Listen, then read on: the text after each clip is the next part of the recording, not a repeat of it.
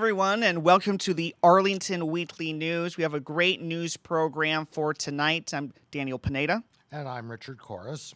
And then, obviously, we have Adele and It's Easy Being Green with her segment. We're going to go through the rundown. Of course, we have our news program. Then Hef Munson has a great report on the Columbia Pike Blues Festival. Then Adele, again, It's Easy Being Green. I changed it up a little bit. And then we have CBB. Denise Pringle has a great report on the Scottsboro boys, and then our senior stories for tonight, and then obviously our YouTube. You can watch the Arlington Weekly News on our YouTube channel. That's youtube.com/Arlington Weekly News, and the number 1, right, Richard? Absolutely. We can't forget that. Yeah. And then you can also hear us on the radio, and Richard has the first news story for tonight.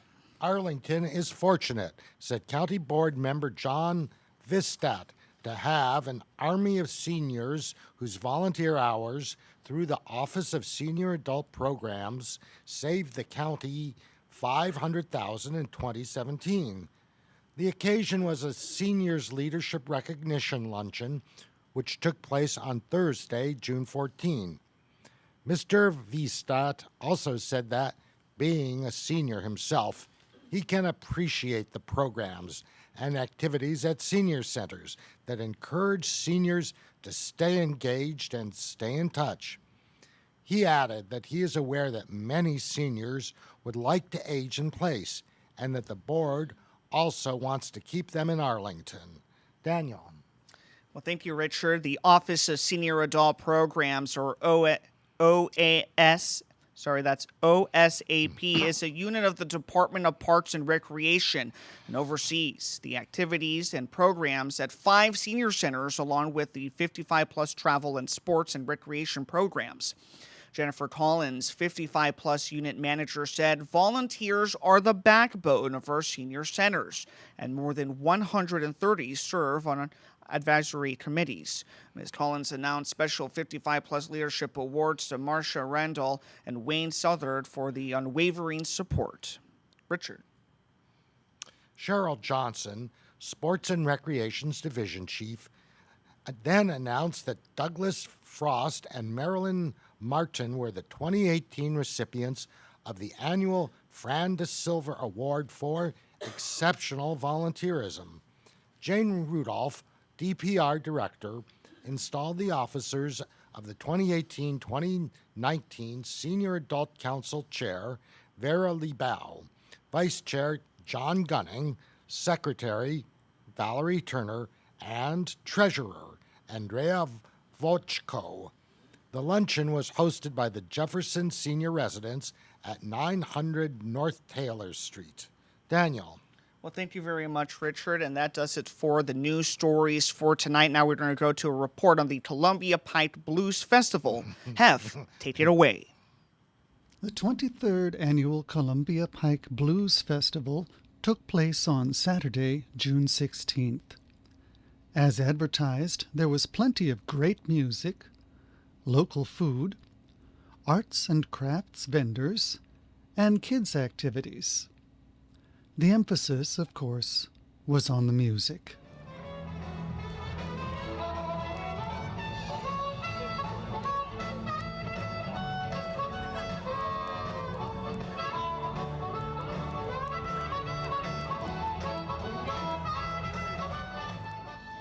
One other thing.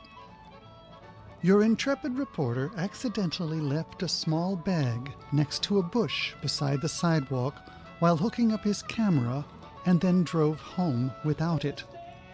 The bag contained, among other things, his wallet. A prompt return to the festival site resulted in the successful recovery of the bag exactly where it had been left, with all of its contents intact. That's one more nice thing about Arlington.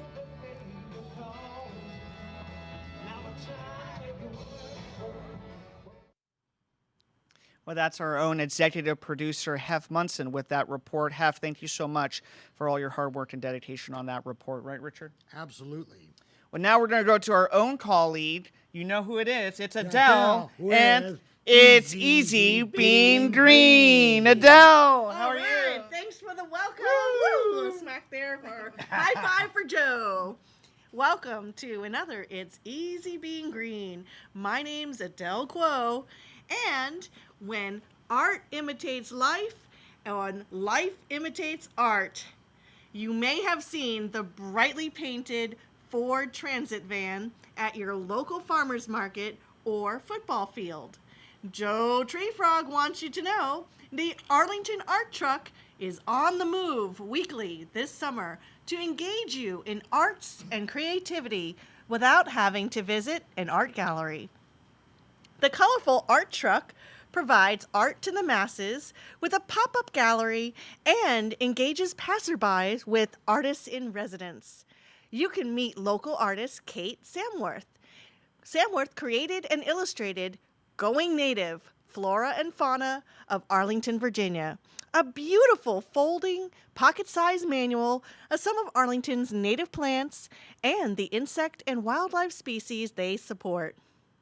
Using her lovely artwork as a reference, you can enjoy a quick, hands-on art project examining and recreating the shapes and patterns found on selected species of plants, insects, and butterflies by using collage, watercolor, and drawing. Or use an artist-cut stencil as a guide to draw or a printed template to watercolor.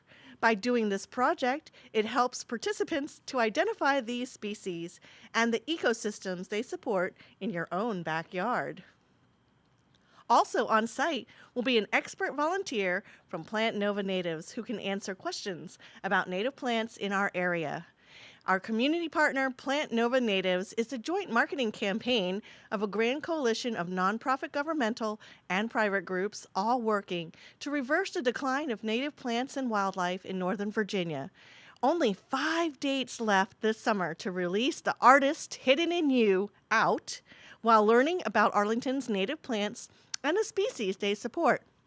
So Going Native, Flora and Fauna of Arlington by Kate Samworth will be at the Arlington Mill Farmers Market on June 23rd. That's at Columbia Pike and Dinwiddie Street from 9 a.m. to 1 p.m. And on June 30th at the Arlington Farmers Market at 14th and N. Yulee Street from 8 until noon. On July 10th, Crystal City Farmers Market, 18th and Crystal Drive, 3 to 7 p.m.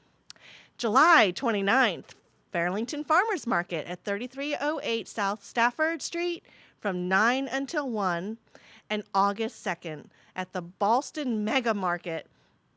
That's at Welburn Square at Ballston Metro from 3 to 7 p.m. Just look for the Arlington Art Truck at the farmers markets. Event details and schedule on the website. Or you can follow the Arlington Art Truck on Facebook, Instagram, and Twitter for updates. And remember, it's easy being green when art imitates life or life imitates art. Whoa, Adele, I know you've been practicing that one, right? That's right. You've been practicing. No hard botanical names this time. Well, thank you so much, Adele, for that report. Now we're going to go on to our CBB stories for tonight. Richard, take it away. The Oak Grove Park Playground Improvements Project is finally completed, and you're invited to come and celebrate. Join them for the ribbon-cutting ceremony for the new park updates, including the replacement of the tot lot and picnic shelter, installation of a new school-aged playground, water fountain, new trees, and bioretention for stormwater management. The event will take place on Tuesday, June 26 at 7 p.m. at Oak Grove Park, 1606 North Quincy Street. Daniel. Well, Richard, here's something for kids ages 6 to 10. Thanks to the Appalachian Mountains, fossils are everywhere, even right here in Arlington's Glencarlin Park. They'll learn how fossils were made and take a hike to find some, Kids must wear closed-toe shoes in the water and meet at the Long Branch Nature Center. That's on Wednesday, June the 27th at 2 p.m. for this hour-long event. That's the Long Branch Nature Center at Glencarlin Park, located at 625 South Carlin Springs Road. $5 registration is required. For more information, give them a call at 703-228-6535. Richard. Here's a fun summer tip for kids in grades K through 5 that doesn't involve packing or traffic. It's a journey across the universe as we learn about space during a 30-minute immersive show hosted by the David M. Brown Planetarium. Each show will be followed by a live sky talk and Q&A with Planetarium Director Jonathan Harmon. Registration is required. Adults, please include yourselves in the total number of registrants. Daniel. Well, more on the planetarium, where here are some of the show times and descriptions. At 1:30 p.m., The Perfect Little Planet. An alien family searches the galaxy for the perfect planet to visit on vacation. Then at 3:30 p.m., Magic Treehouse Space Mission. While visiting an observatory, the Magic Treehouse siblings, Jack and Annie, find a mysterious note with 6 space-related clues that they must answer in order to reveal the identity of the writer of the note. Seating for that is limited. Please only register for the one show. If you're unable to attend, please remember to cancel your reservation. That all takes place on Wednesday, that's June the 27th, from 1:30 to 2:30 p.m. at the David M. Brown Planetarium, located at 1426 North Quincy Street. Well, Richard, that goes for our CBB stories for tonight. Now we're going to go with our correspondent, Denise Pringle, who has all the reviews on the Scottsboro boys. Take it away, Denise. In their 2 most famous works, John Kander and Fred Ebb used chilling true history as the background for their musicals. The growth of the Nazi Party is used in Cabaret, and a group of female murderers on death row are the main characters in Chicago. In their final collaboration, the Scottsboro Boys, now playing at Signature Theater, they retold the true story of 9 African-American teenagers who found themselves in the wrong place at the wrong time and suffered grievous consequences. The tragic story is framed in the style of a back minstrel show, complete with the interlocutor and the stock broadly comic figures Mr. Bones and Mr. Tambor. They introduce the story of 9 young men who were hoboing on a train across state lines in Depression-era 1931, most of them in search of work. Also on the train was a group of white youths and 2 white women. When authorities showed up to stop a fight, the 2 women realized they would be in trouble, so they claimed to be raped. The 9 innocent black youths were unjustly charged and their lives ruined in one of the greatest miscarriages of justice in our country's history.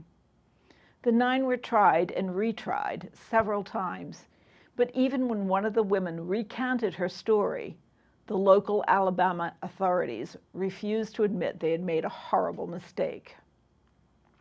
Director Joe Calarco and choreographer Jared Grimes infused this dark story with stellar theatrical moments to make it highly entertaining. You'll have to see it to believe that the horrors of an impending death in the electric chair can be relayed so convincingly by a high-energy tap dance. The Gang of 9 are a true example of an ensemble cast, even when they step out of their primary roles to play the other characters, including the 2 white female accusers. There is one female performer who speaks only a few words in the entire show. As she morphs from the sole spectator to a well-known historical figure of a later decade, she represents the forgotten mothers or other women in the lives of all young black men who become victims of racial injustice. The Scottsboro Boys plays through July 1st at Signature.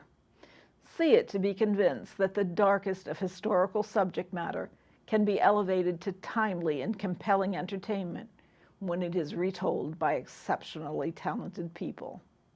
I'm Denise Pringle. Now back to the news desk. Thank you so much, Denise. And Richard, she put so much thought and the details of the storytelling. She does a great job. Absolutely.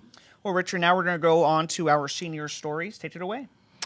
Volunteers and staff from the Walter Reed Senior Center will provide instruction on a variety of tech topics, from basic computer skills to specific applications.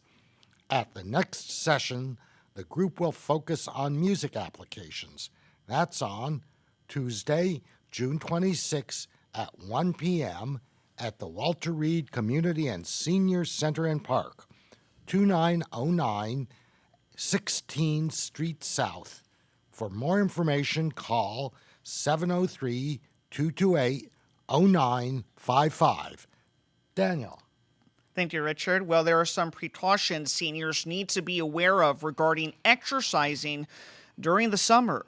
Representatives from the Source Physical Therapy will, present a program on preventive measures. It will take place on Thursday, Richard, June the 28th, starting at 10 a.m. Also at the Walter Reed Community and Senior Center and Park, all located at 2909 16th Street South. If you need any more information and to register, give them a call at 703-228-0955. Richard. Here's a perfect event for folks who like to sing. It's a folk music sing-along featuring songs by such artists as Joan Baez, Bob Dylan, and Joni Mitchell. That's on Monday, July 2nd at 1:30 p.m. at the Lee Community and Senior Center and Park, 5722 Lee Highway. For more information, call 703-228-0655. Daniel. Thank you, Richard. Well, there will be an informal discussion of current events as well as local and world news. Because the discussions are informal and volunteer-led, the subject possibilities are practically unlimited. That's on Monday, July the 2nd at 10 a.m. at the Walter Reed Community and Senior Center and Park, located at 2909 16th Street South. If you need any more information, just give them a call. That's at 703-228-4403. Richard. The Langston Brown and Arlington Mills Senior Centers host many language discussion groups.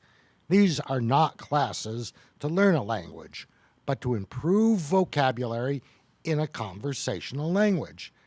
There are groups in Italian, French, Spanish, Russian, German, and Arabic.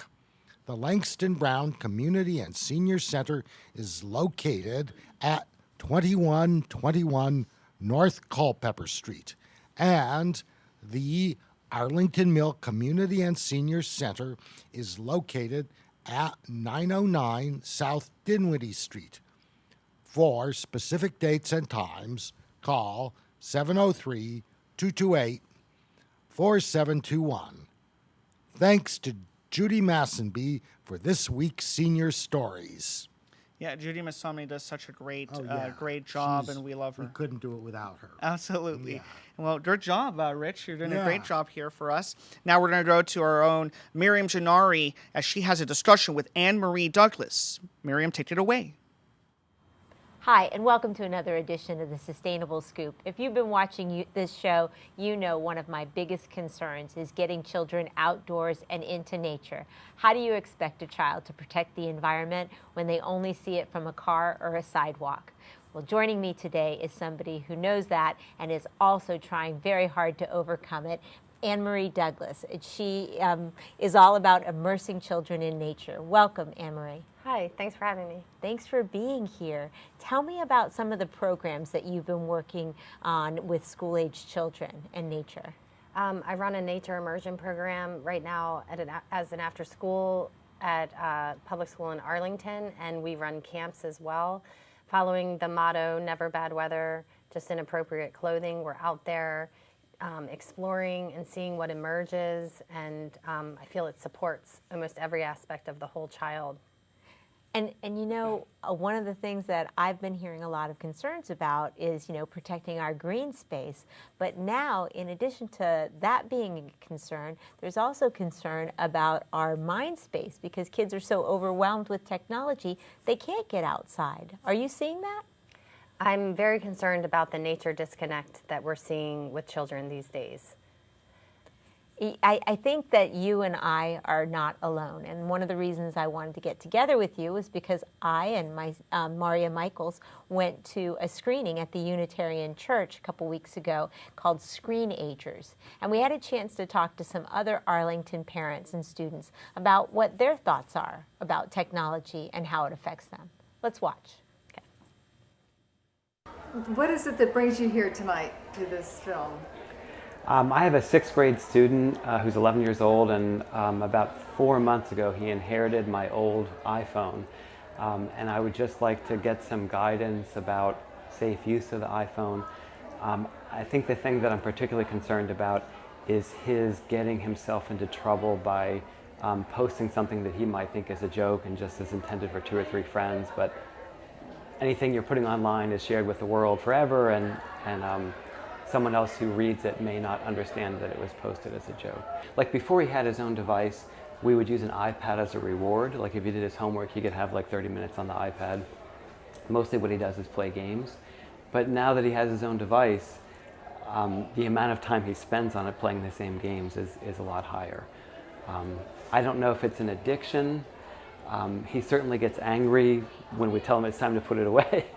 We felt drawn to come and see the film because we have 2 teenagers and a rising teenager, and all have various relationships with various kinds of screens. We've been through the APS iPad stage. Now our 2 high school kids have MacBooks, and we have a rising 6th grader who will get an iPad next year. The older 2 have smartphones. The younger one doesn't, but of course he wants one.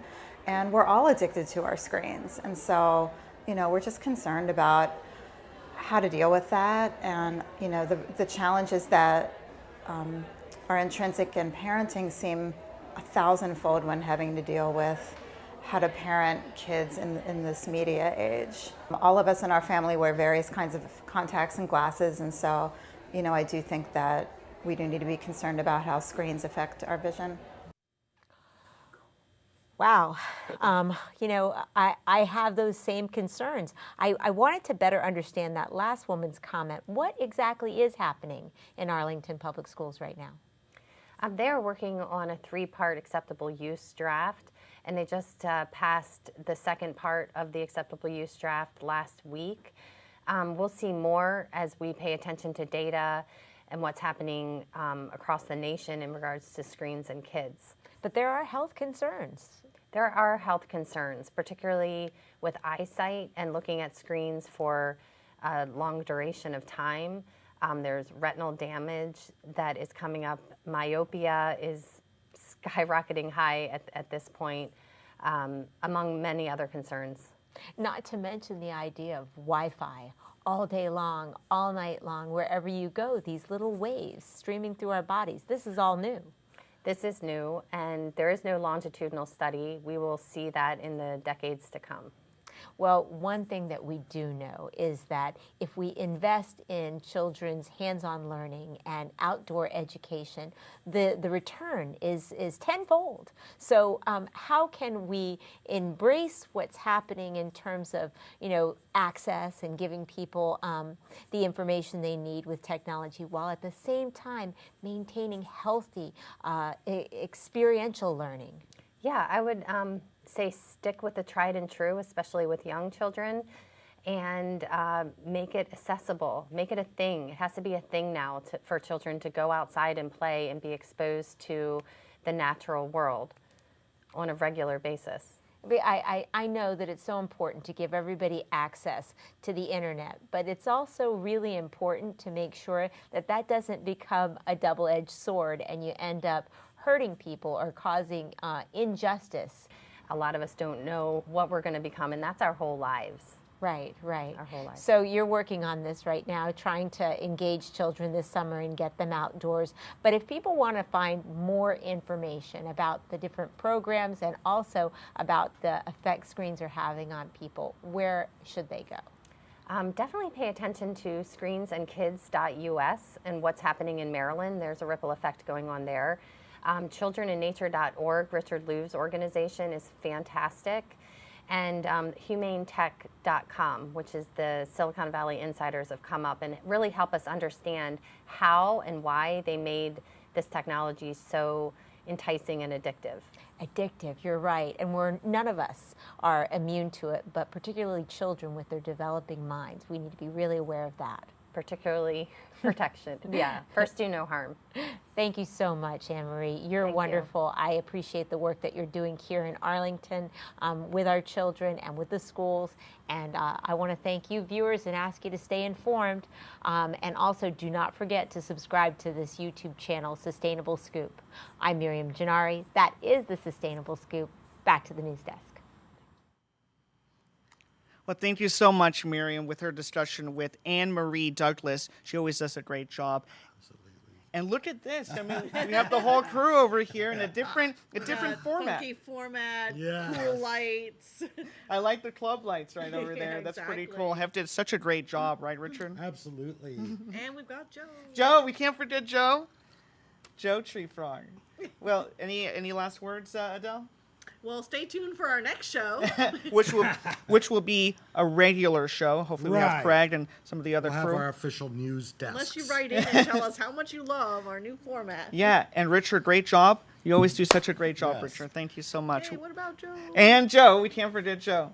High five! Don't leave him Yeah.